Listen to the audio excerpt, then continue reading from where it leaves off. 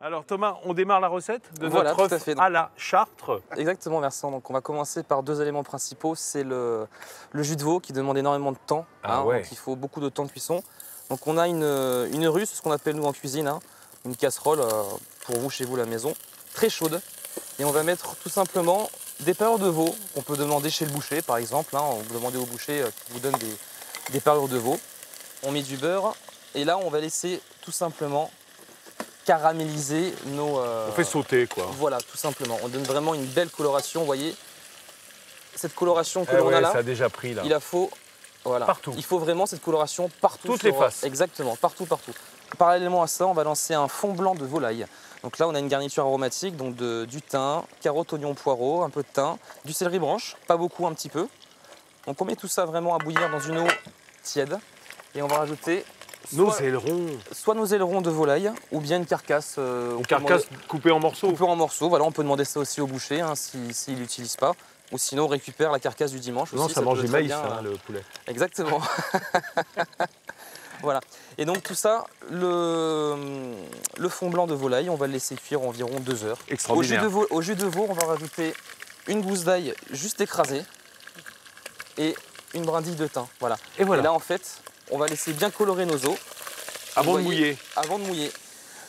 Quand on a une belle caramélisation, tout simplement, on vient déglacer avec de l'eau. Voilà. On mouille à hauteur. Et oui, tous les sucres vont se dissoudre dans l'eau. Exactement. Faire un bouillon qu'on va faire réduire. Exactement. On laisse vraiment réduire gentiment pendant 2-3 heures. Donc maintenant, on va passer à l'étape primordiale, c'est-à-dire la cuisson des œufs, mollets. Donc là, l'œuf à la Chartres, en fait, on a deux possibilités, soit mollets, soit pochés. Donc là, j'ai choisi, moi, de les moller. Les œufs, très important, à température, pas sortis du frigo. On n'aura pas du tout la même cuisson. Et là, on part pour 5 minutes 30 de cuisson. Et pendant ce temps-là, on faisait des petits croutons. Exactement. Pendant ce temps-là, alors, on a des croutons de pain ici qui sont juste taillés en cubes réguliers.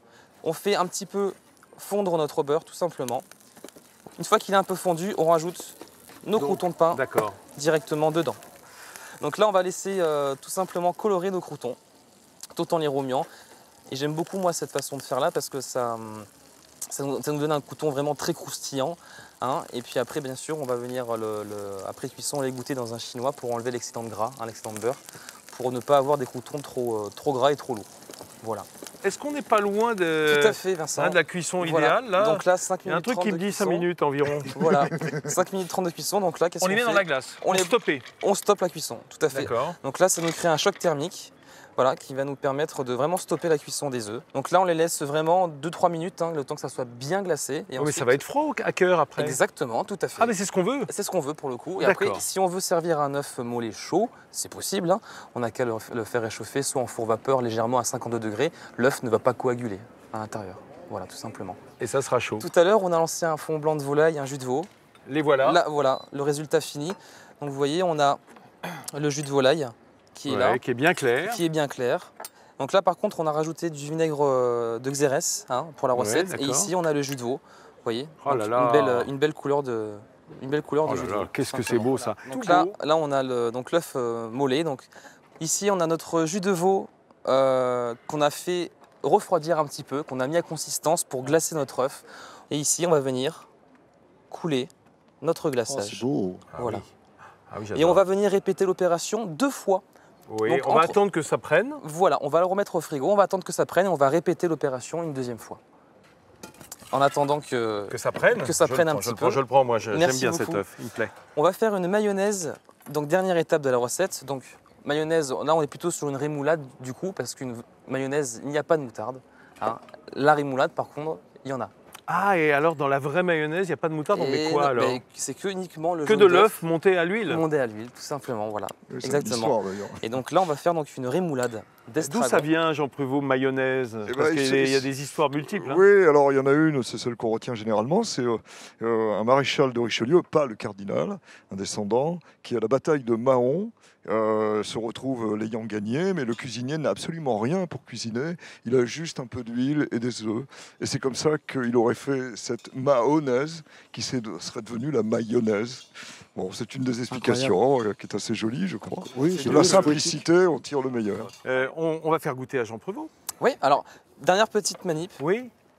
un tout petit peu de fleur de sel à l'envoi. Ah, il faut. Voilà, tout simplement. Quoique le fond de veau était salé. Oui, mais l'œuf, ça demande du sel un peu. Exactement, tout à fait. Tenez, Jean. Merci. Jean, Denis va prendre votre micro. Oui.